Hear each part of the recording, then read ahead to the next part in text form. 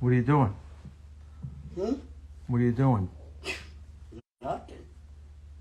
Me? Just hanging around. The new pre-order M1 Abrams, the M1 KVT or Krasnovian variant tank, was revealed recently in a devlog with an attached pre-order link in the Gaijin store.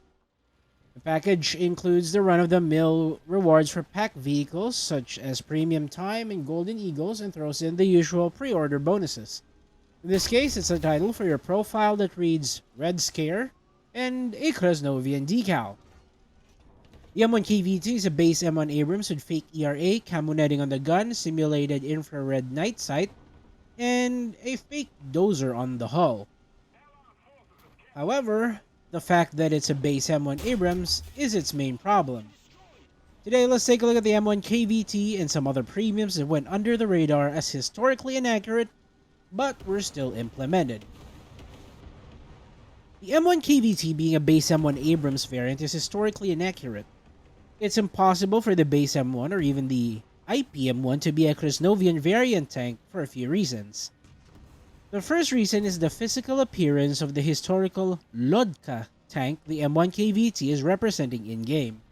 If you see the attached historical image of a Lodka, it depicts a mounting bracket, that of the M1A1 Abrams. While there are very few images of the Lodka to go around, the very few that exist depict the tank as an M1A1 Abrams variant. This is aligned with a unit that used Lodka.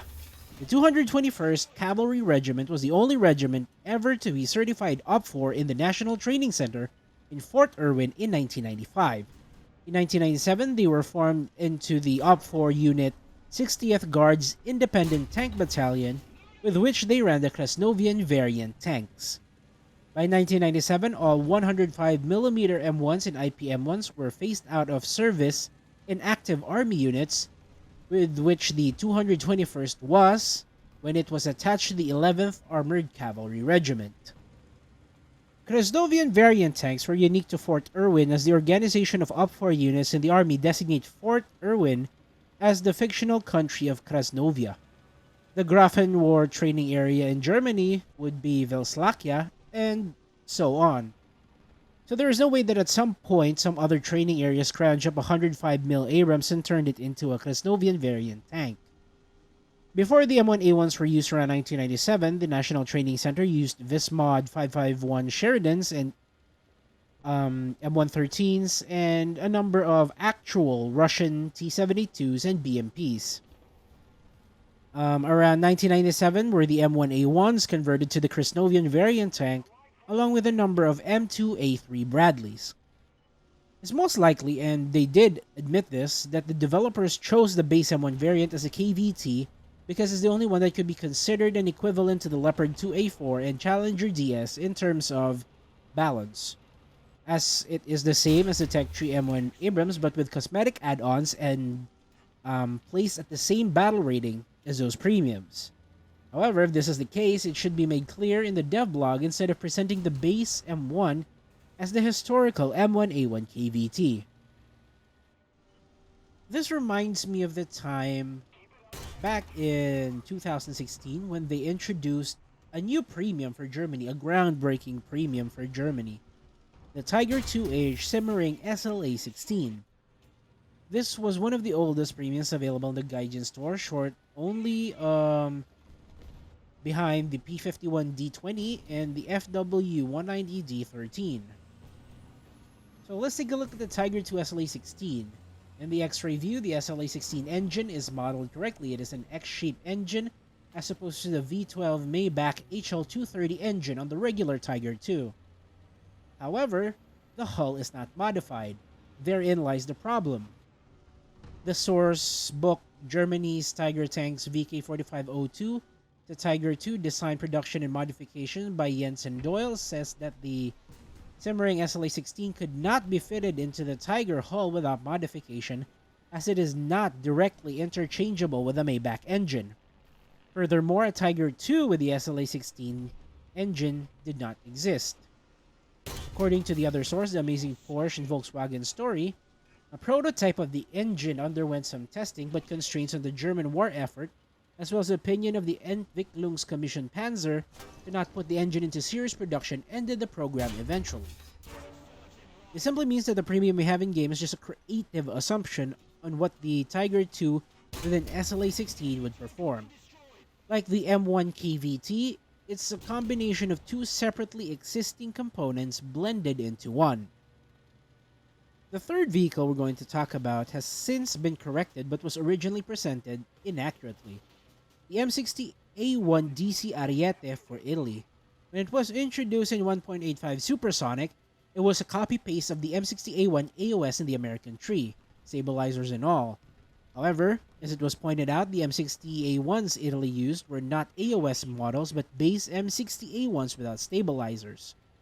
The complaint about this vehicle eventually led it to be removed from the store as a packed vehicle, the stabilizer removed, and moved down to 7.7 from its original BR of 8.0.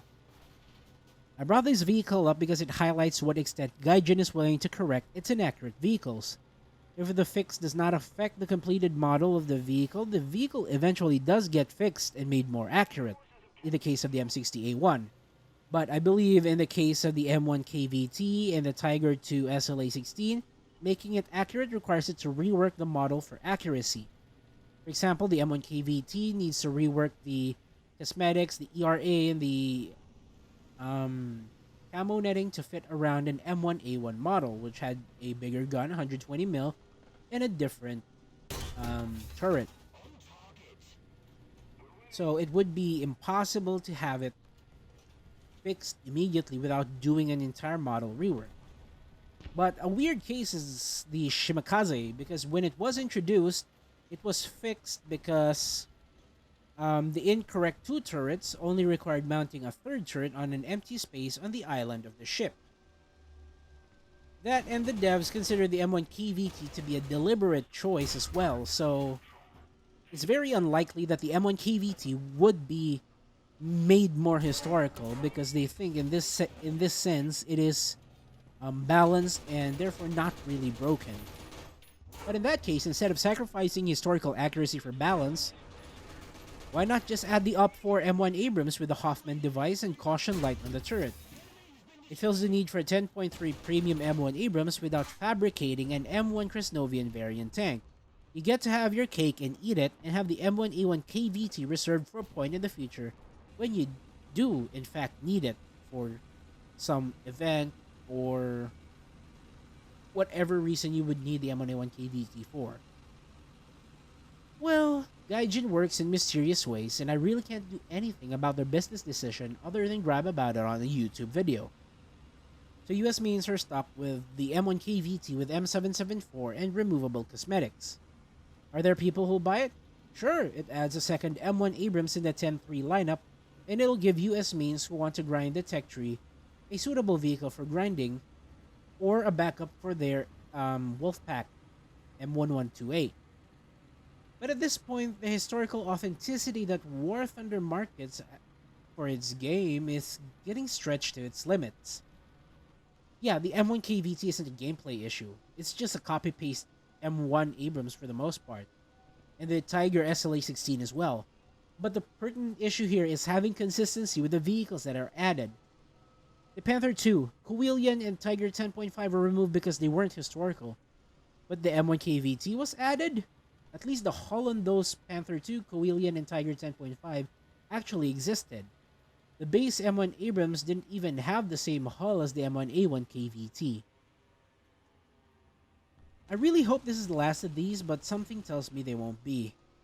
The F5C never had its flares, and the original P47 in the German tree was a P47D, which we now know was not the correct variant captured by the Germans. Well, it's a P47D, but the block number is different. It was an early D22 Razorback, but the one we have is a D27, I think, or D25, and the original Hitler Bolt. But hey, if Sky Guardians has taught me anything, it's never to question the historical authenticity and just accept that vehicles like the Yak 141 could do like 13 G-turns at 1200 kph. Well, that's all I have for you now. Thank you for watching. Godspeed.